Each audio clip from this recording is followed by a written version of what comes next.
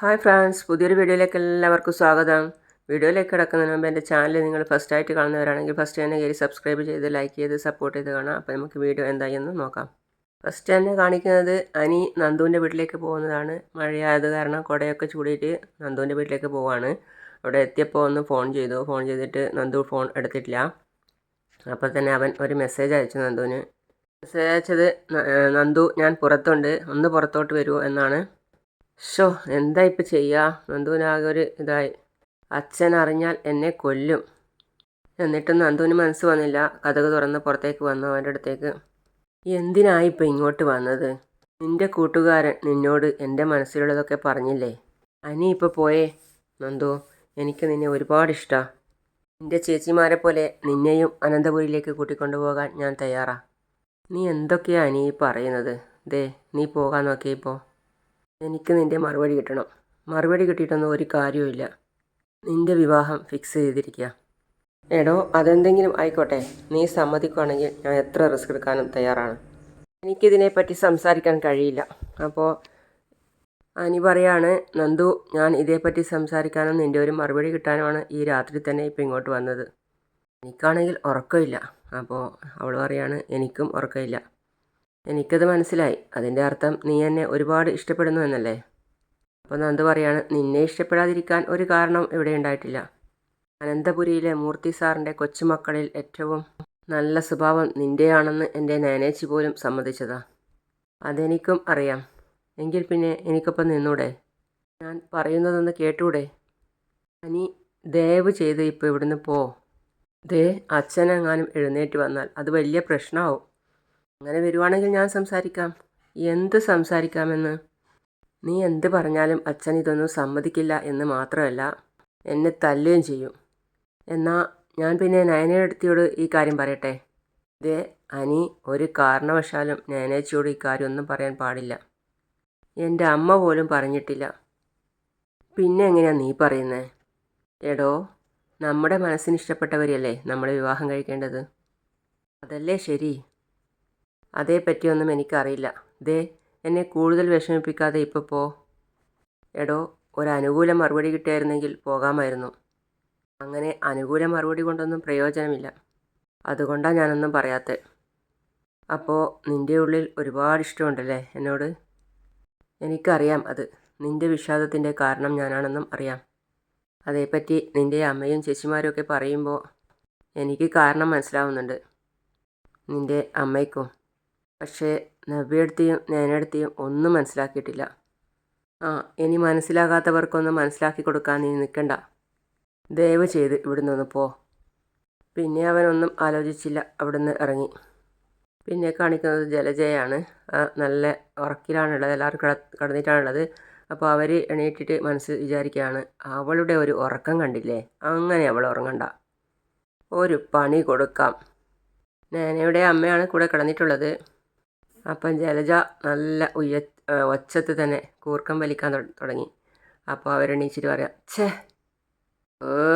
അവർക്കതൊരു ശല്യമായി. ഒരു പ്രായം കഴിഞ്ഞാൽ എല്ലാവരും ഇതുപോലെ കൂർക്കം വലിക്കും. എന്നാൽ ഇതെന്തോ അസുഖത്തിൻ്റെ തുടക്കമാണ്.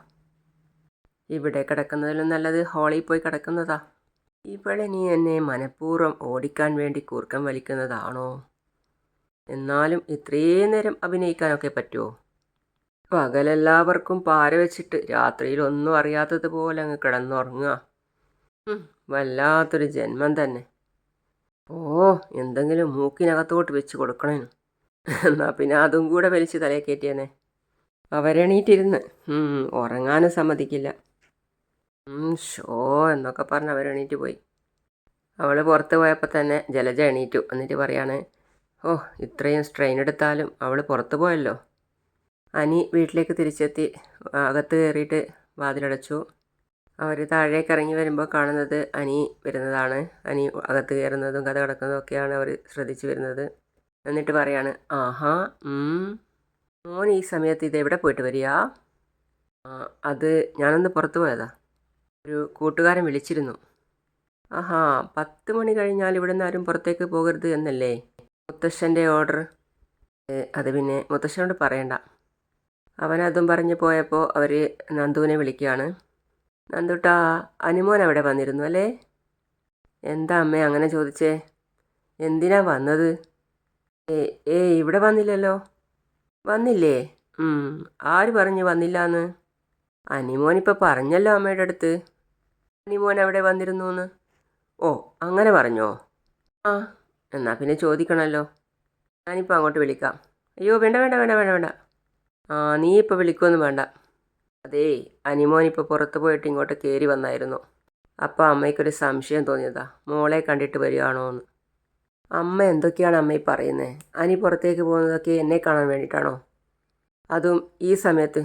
ആ, പറയാൻ പറ്റില്ലല്ലോ ഓരോന്നിൻ്റെ മനസ്സിലിരിപ്പ് എന്താണെന്ന്. അതുപോട്ടെ, നന്ദൂട്ടാ, നീ എന്താ ഇതുവരെ ഉറങ്ങാത്തത്? വിളിച്ചപ്പോൾ തന്നെ ചാടി എടുത്തല്ലോ. എനിക്ക് ഉറക്കം വന്നില്ല. അതെന്താ, എൻ്റെ കുട്ടിയാണോ? എന്നാൽ ഫോൺ വെച്ചിട്ട് കിടക്കാൻ നോക്ക്. ശരി. അല്ല, അമ്മ എന്താ ഇത്രയും നേരമായിട്ട് ഉറങ്ങാതിരുന്നേ? മക്കളുടെ പോക്ക് നല്ല വഴിക്കല്ലെങ്കിൽ അമ്മമാർക്ക് ഉറക്കം നഷ്ടപ്പെടും. പിന്നെ കാണിക്കുന്നത് ആദർശ് എണീക്കുന്നു. അപ്പോൾ അവിടെ നയനയില്ല. അതിന് പകരം അവന് മുല്ലപ്പൂ ഒട്ടാകെ വിതറുകയാണ്. അത് ഒന്നുകൂടി തട്ടുകയും മാറ്റുകയൊക്കെ ചെയ്യാണ്. അപ്പോഴാണ് നയനയുടെ അമ്മ ചായയും കൊണ്ട് വന്നത്. അപ്പോൾ നയനയുടെ അമ്മ ചോദിക്കുകയാണ്, ഇന്നലെ മുല്ലപ്പൂ അത്രയ്ക്കും പ്രതീക്ഷിച്ചില്ല. എന്ത് പ്രതീക്ഷിച്ചില്ല നിങ്ങൾ പറയുന്നത്? അല്ല, ഇങ്ങനെ മുല്ലപ്പൂ വാരി വിതറും എന്നുള്ളൊരു ധാരണയൊന്നും അമ്മയ്ക്കില്ലായിരുന്നല്ലോ. എന്തായാലും അമ്മ പ്രതീക്ഷിച്ചതിനേക്കാൾ നല്ല വലിയ സംഭവമായിട്ടുണ്ട്. അല്ല അമ്മ ഉദ്ദേശിച്ചതുപോലെ ഒന്നും നടന്നിട്ടില്ല. അയ്യോ, അതിന് അമ്മയൊന്നും ഉദ്ദേശിച്ചില്ലല്ലോ. ആദർശമോൻ ചായ കുടിക്ക്.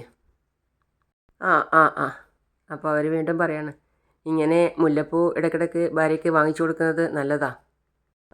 ഒരുമിച്ച് പുറത്തു പോകുമ്പോൾ തലയിൽ വെക്കാനായിട്ട് വാങ്ങിക്കൊടുക്കാറുണ്ട്. പക്ഷേ തലയിൽ മാത്രമല്ല, ഈ തലയണക്കടിയിലും മുല്ലപ്പൂ വെക്കുന്നത് നല്ലതാ. വിശേഷിച്ചും സ്നേഹിക്കുന്ന ഭാര്യമാരാണെങ്കിൽ തലയണ മന്ത്രം ഉണ്ടാവില്ല. എനിക്കങ്ങോട്ട് മനസ്സിലായില്ല. അത് മോൻ ചിന്തിച്ചാൽ മതി, മനസ്സിലായിക്കോളും. മനസ്സിലാക്കാൻ പറ്റാത്ത ഒരു കാര്യങ്ങളും അമ്മ പറയാറില്ല. അമ്മ എന്നെ ശരിക്കും തെറ്റിദ്ധരിച്ചിരിക്കുക. ഇതിനകത്ത് തെറ്റിദ്ധാരണയുടെ ഒരു പ്രശ്നമില്ല മോനെ. ഇതൊക്കെ എല്ലാ ദാമ്പത്യത്തിലും പറഞ്ഞിട്ടുള്ളതാ. ഭാര്യ ഭർത്താക്കന്മാർ ഒന്നിച്ചുറങ്ങുന്ന മുറിയിൽ എപ്പോഴും ഇങ്ങനെ മുല്ലപ്പൂവിൻ്റെ സുഗന്ധം പരക്കുന്നത് നല്ലതാ. എങ്കിലേ ജീവിതത്തിലും ആ സുഗന്ധം ഉണ്ടാവൂ. അതെ അമ്മേ, ഇനി നയനയ്ക്ക് മുല്ലപ്പൂവിൻ്റെ ആവശ്യമുണ്ടെങ്കിൽ അത് ഞാൻ വാങ്ങിച്ചു കൊടുത്തേക്കാം. അമ്മ കൊണ്ടുത്തരണമെന്നില്ല. അയ്യോ, ഞാനല്ലാതെ തന്നത്. മോൻ്റെ മുത്തശ്ശി എൻ്റെ കയ്യിൽ തന്നിട്ട് ഞാൻ മോന് കൊണ്ടു തന്നേ ഉള്ളൂ. മുറ്റത്തുനിന്ന് പറിച്ചു എന്നാണല്ലോ പറഞ്ഞത്. അത് ഞാൻ വെറുതെ പറഞ്ഞതല്ലേ. മോനൊന്ന് മാറിക്കേ. അമ്മ ഇതൊക്കെ തൂത്ത് വൃത്തിയാക്കി തരാം. ചായ എടുത്തോ. അപ്പോഴേക്കും നയന കുളിച്ച് റെഡിയായിട്ട് വന്നു. അപ്പോൾ അമ്മയെന്ന് വിളിക്കുകയാണ് നയന. അപ്പോൾ പറയാം, ഇന്നെന്താ നേരത്തെ അടുക്കളയിൽ കയറാതിരുന്നത്? ഒന്നും പറയണ്ട അമ്മേ, ഇന്നലെ എന്നെ ഉറക്കിയതേയില്ല ആദർശേട്ടൻ. അമ്മ ചിരിക്കുകയാണ് കളിയാക്കിയിട്ട് ഒന്നും പറഞ്ഞിട്ട് നാണത്തോടെ ചിരിക്കുകയാണ്. അമ്മ എന്തിനാ ചിരിക്കുന്നേ? ഒന്നുമില്ല. ഉറക്കാതിരിക്കാൻ വേണ്ടിയാ അമ്മ മുല്ലപ്പൂ ആദർശമോൻ്റെ കയ്യിൽ കൊടുത്തു വിട്ടത്. ഇപ്പം ഇതേ എല്ലാം വാരി വിതറിയിരിക്കുക. രാത്രിയിൽ എന്തോ സ്വപ്നം കണ്ടിട്ട് ഇതെല്ലാം വലിച്ചെറിയായിരുന്നു. അതുകൊണ്ടാ ഇത് ഇവിടെയെല്ലാം ആയത്. മനസ്സിലായി. എന്ത് മനസ്സിലായിന്ന്? ഒന്നുമില്ല നയന മോളെ. ഇതിനെല്ലാം ഫലം കാണണം കേട്ടോ. ആദർശമോൻ്റെ മുത്തശ്ശനും മുത്തശ്ശിയും ആഗ്രഹിക്കുന്നത് പോലെ ഉടനെ തന്നെ നിങ്ങൾക്കൊരു കുഞ്ഞിക്കാല് കാണാൻ പറ്റണോന്ന്. മോളെ, നവ്യമോളാണ് മൂത്തതെങ്കിലും വീട്ടിലെ മൂത്ത മരുമോള് എൻ്റെ നയനക്കുട്ടനാ, അത് മറക്കണ്ട. അതും പറഞ്ഞ് നയനയോട് കൊഞ്ചിക്കുഴഞ്ഞ് അമ്മ പോയി പുറത്തേക്ക്. അപ്പോൾ അമ്മ പറഞ്ഞതൊക്കെ ഓർത്ത് നയന സന്തോഷത്തോടെ സ്വപ്നം കാണുകയാണ്. പിന്നെ കാണിക്കുന്നത് നന്ദുട്ടനെയാണ്. നന്ദുവിനടുത്ത് അച്ഛൻ വന്നിട്ട് ചോദിക്കുകയാണ്, നന്ദു, ഇന്നലെ രാത്രി ആരെങ്കിലും ഇങ്ങോട്ട് വന്നായിരുന്നോ? ഇല്ല. മോള് എഴുന്നേറ്റ് പുറത്തേക്ക് പോയില്ലേ? ഇല്ല അച്ഛാ. അത് ഇന്നലെ രാത്രി ചെറിയ ശബ്ദമൊക്കെ ഞാൻ കേട്ടിരുന്നു. ഉച്ചയോ മറ്റോ ആയിരിക്കുമെന്ന് വിചാരിച്ചിട്ടാണ് ഞാൻ ഉണർന്നു വന്ന് നോക്കാതിരുന്നത്. മോള് പുറത്തേക്ക് പോയില്ല എന്ന് പറഞ്ഞത് സത്യമല്ലേ? അതെ അച്ഛാ. ഞാനെന്തിനാ പുറത്തേക്ക് പോകുന്നേ? അമ്മ ഇന്ന് രാവിലെ എന്നെ വിളിച്ചിരുന്നു. അനി ഇന്നലെ രാത്രി ഇവിടെ വന്നിരുന്നോ എന്ന് ചോദിച്ചിട്ട്. അയ്യോ, അതെന്നോട് ചോദിച്ചിരുന്നു. അമ്മയ്ക്ക് വട്ടാ. ഏതു നേരവും അനിയെപ്പറ്റിയും എന്നെ പറ്റിയുള്ള ചിന്തയേ ഉള്ളൂ. അല്ല, ഇന്നലെ രാത്രി അനി എവിടെയോ പോയിട്ട് അർദ്ധരാത്രിയിൽ വന്നു എന്നാണ് കനക പറഞ്ഞിട്ടുള്ളത്. അത് വെച്ചായിരിക്കും എന്നോടും എന്തൊക്കെയോ ചോദിച്ചത്. ഇനി അനി ഇവിടെ വന്നിട്ടുണ്ടെങ്കിൽ അത് ഞാൻ തുറന്നു പറയാൻ വേണ്ടിയിട്ടായിരിക്കും ആ രീതിയിൽ ഓരോന്നും ചോദിച്ചത്. മോളെ കുറ്റം പറഞ്ഞിട്ട് കാര്യമില്ല മോളെ. നിന്നോട് അനിയുമായിട്ട് അധികം അടുപ്പം കാണിക്കണ്ട എന്ന് പറഞ്ഞതല്ലേ. അവനോട് അടുപ്പം കാണിക്കരുത് എന്ന് പറഞ്ഞിട്ട് നീ അത് അനുസരിച്ചിട്ടില്ലല്ലോ. അനിയുടെ കല്യാണമല്ലേ, പിന്നെ അതിനാ അച്ഛനും അമ്മയും സംശയിക്കുന്നത്? ഞങ്ങൾ സംശയിക്കില്ലായിരുന്നു നീ പഴയതുപോലെ ഓടിച്ചാടി നടന്നിരുന്നെങ്കിൽ. നേരത്തെ നീ പുറത്തേക്ക് പോകുമെന്നുള്ള പേടിയായിരുന്നു നിന്റെ കൂട്ടുകാർക്കൊപ്പം തല്ലും അടിയും വഴക്കും ഒക്കെ ആകുന്നത് വിചാരിച്ചിട്ട്. എന്നാൽ ഇപ്പം നീ ഒന്ന് പുറത്തേക്ക് പോകണേ എന്ന് പ്രാർത്ഥിക്കുക ഞാൻ. വീട്ടിലിരിക്കുന്ന മോള് എനിക്കും നിന്റെ അമ്മയ്ക്കും ആദിയും വിഷമവും ഒക്കെ ഉണ്ടാക്കുന്നുണ്ട്. നിന്റെ മനസ്സിൽ എന്തൊക്കെയാണെന്ന് ഞങ്ങൾക്ക് പറയാൻ പറ്റാത്ത അവസ്ഥയാണ്. എന്നെ ഓർത്ത് അച്ഛനും അമ്മയും ഭയക്കണ്ട. അനിയെ എനിക്ക് ഇഷ്ടമായിരുന്നു, അത് ഞാൻ നിഷേധിക്കുന്നില്ല. പക്ഷേ അനിയുടെ വിവാഹം നിശ്ചയിച്ച സ്ഥിതിക്ക് ഇനി ഒരിക്കലും ഞാൻ അവർക്കിടയിൽ കയറി ചെല്ലില്ല. പക്ഷേ അനി ഇപ്പോഴും മോളെ മനസ്സിലിട്ടുകൊണ്ട് നടക്കുക. അത് അവിടെ പോയി നിന്ന മോളുടെ അമ്മയ്ക്ക് നന്നായിട്ട് മനസ്സിലായിട്ടുണ്ട്. അതെൻ്റെ കുറ്റമല്ലല്ലോ അച്ഛാ. ആ വീട്ടിലേക്ക് കയറി ചെല്ലാനുള്ള അർഹതയില്ല എന്ന് നന്നായിട്ട് എനിക്കറിയാം. അത് വെറും സംസാരത്തിൽ മാത്രം പോരാ, അത് നിൻ്റെ പ്രവൃത്തിയിലും കാണണം. അർഹതയില്ലാത്ത നിൻ്റെ 2 ചേച്ചിമാറാ അവിടേക്ക് പോയത്. നീ അതിൻ്റെ കൂടെ മോള് കൂടി പോകാൻ ആഗ്രഹിക്കരുത്.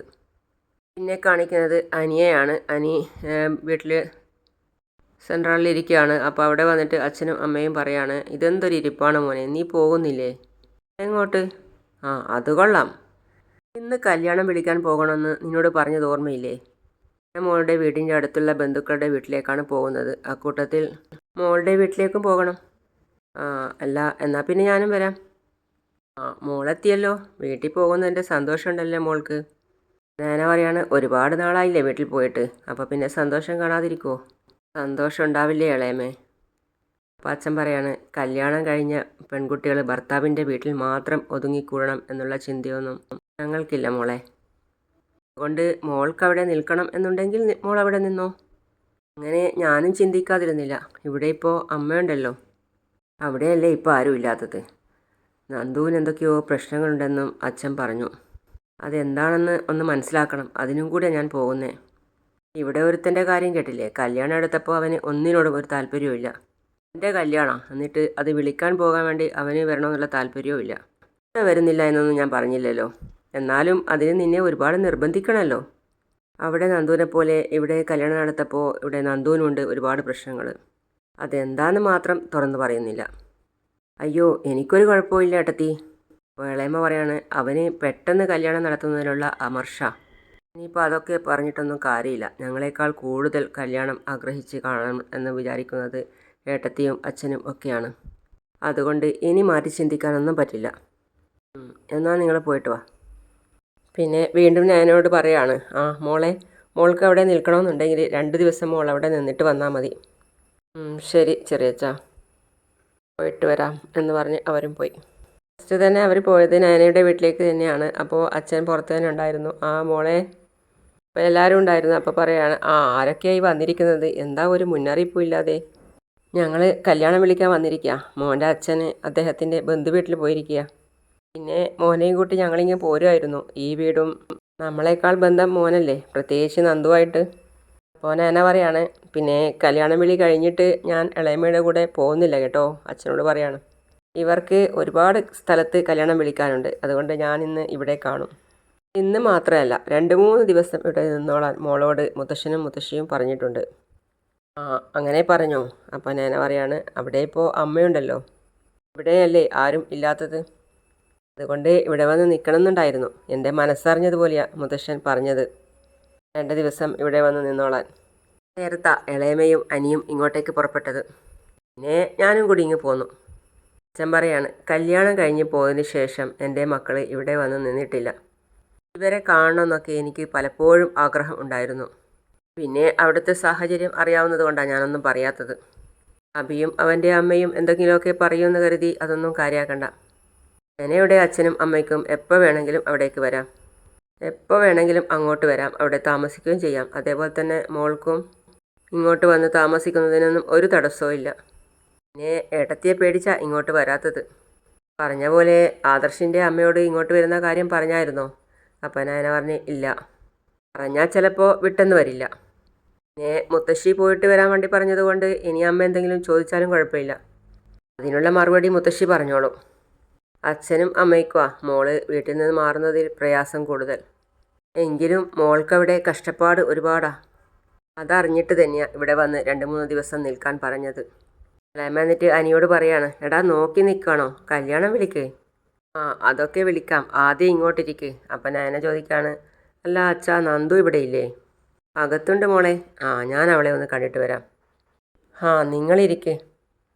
നന്ദുവിന് എന്തൊക്കെയോ വിഷമങ്ങളുണ്ടെന്ന് അറിഞ്ഞിട്ടാ നയനമോള് വന്നിരിക്കുന്നത്.